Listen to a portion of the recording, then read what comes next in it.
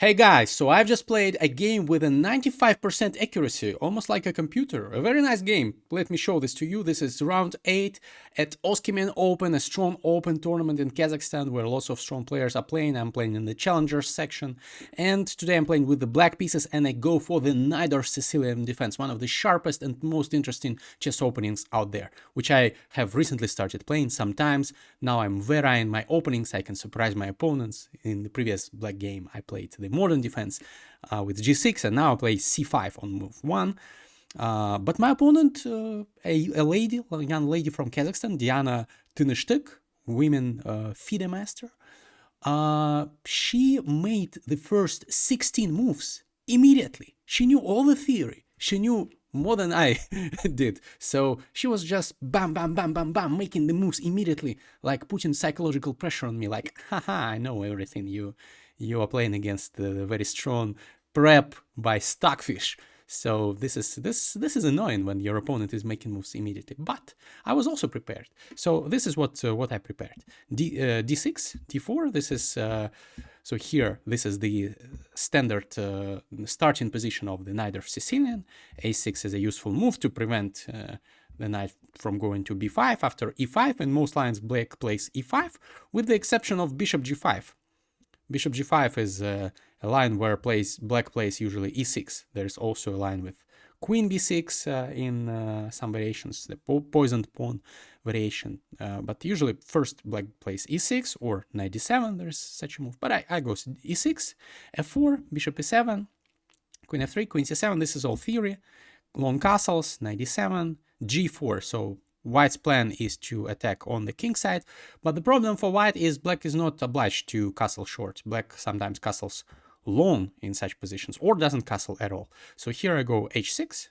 This is one of the moves. Another popular move here is b5. Also a nice alternative. You can research both moves if you want to play the Najdorf. Very exciting positions arise. So h6, takes, h4. All moves my opponent made like immediately.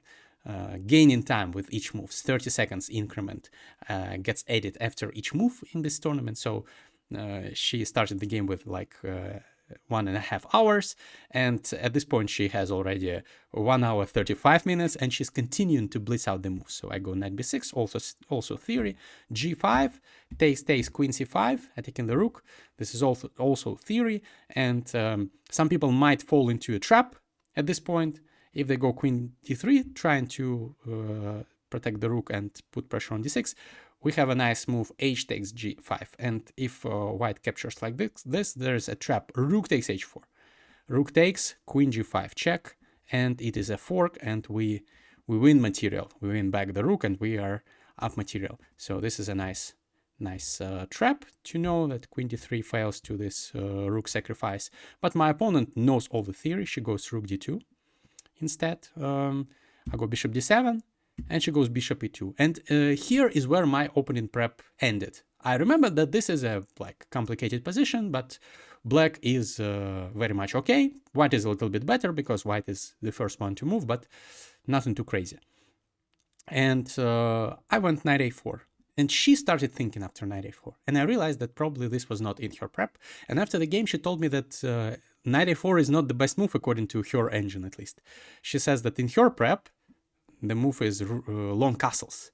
And I'm happy that I did not go for long castles because she knew this. She knew what to do. The top engine line is rook here. Now the d6 pawn is attacked. Bishop c6. I was thinking of going for this line, but I decided bishop knight a4 here is after bishop e2. Knight a4 here. I liked it more because if she takes, I attack with the bishop, and then if she attacks my d6 pawn, I can castle long and defend it. And my bishop is nicely positioned here, putting pressure on c2, and I liked my position more after knight a4. Turns out that this very position happened in lots of top-level games. Daniel Naroditsky played this with black. Wesley So played this with black, but they chose different moves. Knight a4 also happened in some high-level games. Some grandmasters and masters played this. She takes, and now she goes g6. And we are still following some rather high-level games. This happened in some high-level games. And here I find the best move, which I'm proud of, castles.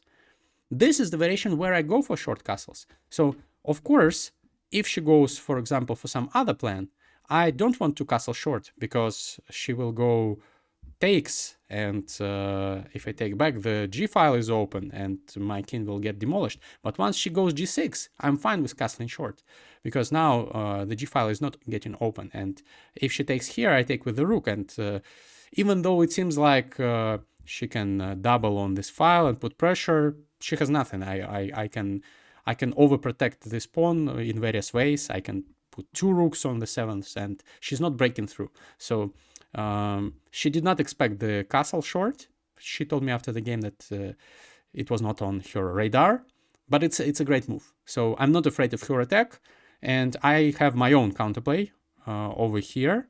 Still, her rook should stay guarding the c2 square, and it's not comfortable for her. Also, I have ideas like bishop b5, and if she takes, I take with the a pawn, and the a file is open. We have opposite side castling. Crazy, interesting positions can arise here. And here she makes a mistake. She goes h5. Not a mistake, an inaccuracy. And this is the first new move of the game. So we have a new position here. No chess players before us had this, at least in the recorded games. But h5 is not a good move, and I immediately realized it. Because if I take, she takes back. And the g file is closed. So it would be logical for her to go, for example, queen g4 to try to take with the queen and put pressure. But now, after h5 takes, the g file is blocked, and I also have the f file semi-open for my rooks. I can double on the f file. I can put pressure on her pawns. I can put pressure on g6, and I thought that I didn't know the evaluation of the position, but I thought that g6 is not dangerous because of short castles, and that was correct. And h5 is not good because I take and go rook f6, which was correct. So I made a lot of good decisions in this game, according to the engine. So she goes queen g3 because I was attacking the g6 pawn. Now I double on the f file. I'm attacking the f4 pawn, and she goes rook h4. She's trying to hold on to all her pawns. But the drawback of rook h4, which is why it's not preferred by the engine, the drawback is that now the first rank is weakened, and potentially I will be able to infiltrate in some lines, which happens in the game, by the way. Not now, because the queen stays guarding this square, but maybe later. So I go bishop c6 here. I thought for a long time here. I was considering bishop b5 because if she takes, I can take with the a pawn and maybe in future put pressure on the a file or just advance the b pawn. But I didn't find anything concrete, and also I didn't want to help her activate the rook because now her rook can join over here, and potentially she has even some sacrificing ideas which currently don't work but in future might work. So I decided, you know what?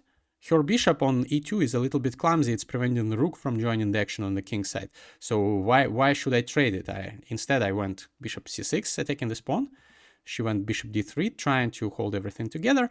And here, I decided to gamble. I decided to blow open the center, to went for energetic decisions, but very, very committal decisions. That's what I went for e5, and the engine doesn't like it. This is the only mistake, like this move and the next move after this are the only mistakes I made in the game, according to the engine. All the rest, the engine praises. So, but my plan was the following. So e5, of course, if she takes, I take back, and the f file belongs to me, I'm better. So the engine says that this is, like, black is significantly better after this. So obviously taking is not good. But the pawn is hanging. If black goes here, if white goes here, I have rook g6. And the queen is overloaded. It has to stay guarding the f2 rook, and white is losing. So rook f2 is losing. So the only move that makes sense is f5, which she played. And my plan here was to strike with d5, which is, again, an inaccuracy according to the engine. The previous move was a mistake. This is called an inaccuracy because it loses material. Because she can take the pawn. First, she takes this pawn, which is the correct decision. If I take with the queen, I'll lose the queen because of this pin. And of course, I have to take with the bishop. But now she can take here. And I was anticipating this. And I calculated the line that I can play queen g1 check. She'll have to block with the rook. Then I have another check on g5. nice geometry of the board. The rook will be hanging, and she will have to block either with the queen or with the rook. That's exactly what happened. So check, blocks, check. Now the rook is hanging, and the key moment of the game is here. She should have blocked with the rook. She blocked with the queen, and it's a double-edged position after this. But if she blocks with the rook, she's winning. But from afar, I didn't realize it. I thought that I have bishop e6, and I'm winning the f5 pawn. And it's all good, theoretically, of course. For example, like this rook is still pinned, so if she takes like this, I'll take the rook, and I'll be winning. So theoretically, it's good, but the problem is, after king b1, if I take here, she takes here, I take here. Of course, if she trades everything here, the position is nice for me. The position is nice. If she checks me, I can block, and I have a passed pawn on the h file. It is, according to the engine, it is an equal position, but black can play for something because black has a passed pawn, even though it's probably a draw because my king is stuck on the back rank. But the problem is that if I take on f5, I didn't see it during the game, and neither did she. Takes, takes, takes. Instead of takes, she has queen e6 check, and I'm lost because I have to go here and then takes. And if I take now, the difference is that now this is a checkmate. So once I drop back, she just takes my rook. Puzzle rush exercise. And unfortunately, this could have been the end for me. So I probably would have seen this. From afar, I didn't see it, but after like rook f4, so had she played rook f4, I probably would have calculated that bishop e6 loses. But from afar, I thought bishop e6, I'm winning back the material, at least like I'm not worse. So thankfully, she didn't have enough time at this point already. She spent a lot of time previously, so she tried to play it faster. She went queen f4, and queen f4 is not threatening because I can take. And the queen is pinned, so I get back the pawn, and again I have the passed h pawn. I will trade the queens, or she will trade the queens, and we enter into this two rook and bishop endgame, where I have a trump of my own. I have the h pawn, that is a passed pawn. Also, the bishop is controlling the queen in square. Potentially a very, very, very promising pawn. But she has some counterplay of her own. So she goes king b1, we trade, I go here. And her counterplay lies in the fact that her pawn on f5 is kind of menacing, and my king is potentially weak. So she goes rook d4, attacking the bishop. I drop back. Now she goes here, putting pressure over here. I go h5, and she goes rook g5. And potentially, she has lots of counterplay with bishop c4 check, for example. My king is a little bit uncomfortable here. So here I go rook h6, because rooks belong behind passed pawns. That's an important rule that you need to know. I want just to push my pawn and queen it, if I'm allowed to do this. But of course, she prevents this. Rook h4, she's attacking the pawn twice. And from afar, I was intending to go bishop f3. Holding everything together and then trying to activate my pieces. Turns out it's just a draw after bishop c4 check. Because, yeah, I cannot break through. If I go here, yeah, she can just go king c1, and yeah, I'm stuck a little bit here. I don't have anything special according to the engine. But I would have played on. I would have tried to squeeze something out of this position. But instead of bishop f3, then I decided, you know what? I need to activate my pieces. I go rook e8, and she cannot just win my pawn. The pawn is hanging, yes, but at the end of this variation, she will have a back rank issues, and she will be checkmated. So she has to do something about it. She goes b4. Now there is luft for the king. The king can go forward, which is exactly what happens. And I decide to go rook h1 to trade one pair of rooks, because definitely I don't want to get attacked by her two rooks and bishop. I understand that my king is a little bit weak. So I decide to trade one pair of rooks. And also that will free the way for my h pawn. And it is potentially marching down the board to queen. And if white is not careful, white will lose this game, because I have a passed pawn. There is only one move for white to save this game currently, and she doesn't find it. I thought she'll play it. Actually, it's not that hard, but she had like maybe several minutes at this point, and she was trying to play faster to not get into huge time trouble. I thought she'll play f6. f6 is very logical. I cannot take this pawn because the pawn with the pawn because it is pinned, so I have to take with the rook, and then she takes my h pawn.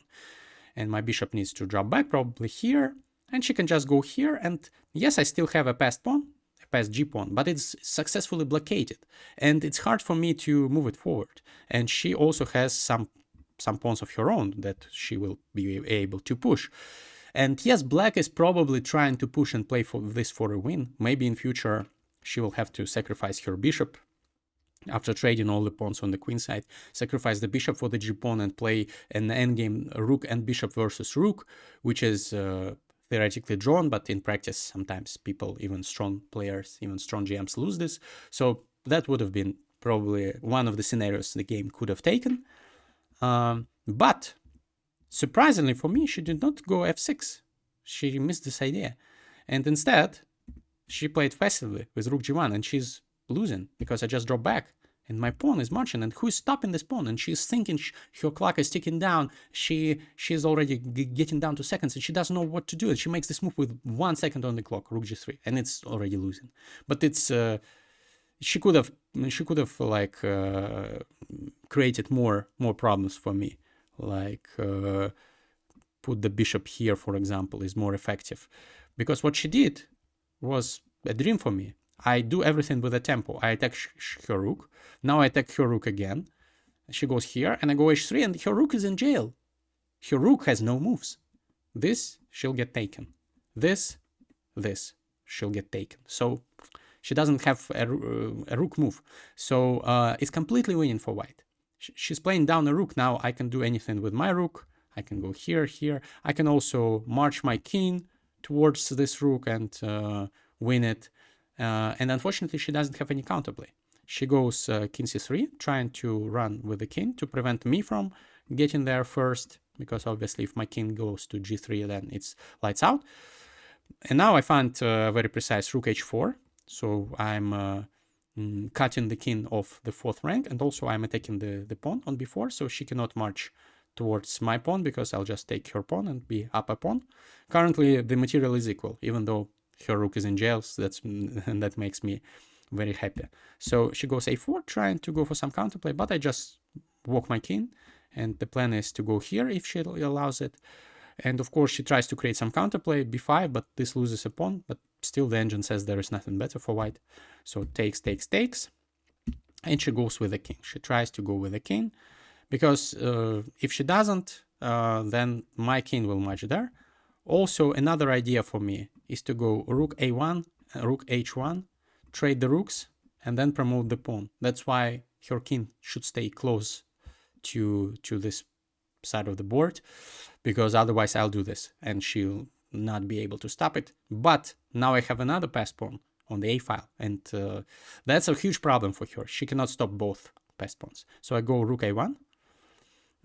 She goes here because she needs to stay closer to the side of the board. Again, if she goes here, for example, then I can go rook h1, takes, and whatever she does next, I'll go h2, then bishop here and queen, or bishop, any bishop move along that diagonal, and she cannot stop the queen in. So that's the problem for her. That's why she has to run with the king. She goes here. Now if I go rook h1, she is in time after the rook trade. At least she's in time to take this pawn, even though this is still surprisingly winning because I have another pawn and she'll not be able to stop that one. But I don't need to go for this. I don't need to give her any pawns. After king e3 that she did, I go a5. I push this pawn and she cannot stop it. She goes c4, a4, c5. Now I go rook c1, preventing any counterplay. Like, she'll not be able to even... for example, if I go a3 now and she goes c6, she's hoping that I'll take with the bishop and she'll at least free her rook, even though this is still losing. But I don't need to calculate even this. After a3, after c5 that she did, I just go rook c1, and her pawn is not moving any further, and my pawn is about to queen. And after this move, she resigned the game, and I won, playing with 95% accuracy. Very, very precise game. Nice opening. If you enjoyed this game, drop a comment, hit the like button, and tomorrow I'll be playing the last round. So wish me luck, and see you in the next one. Bye bye.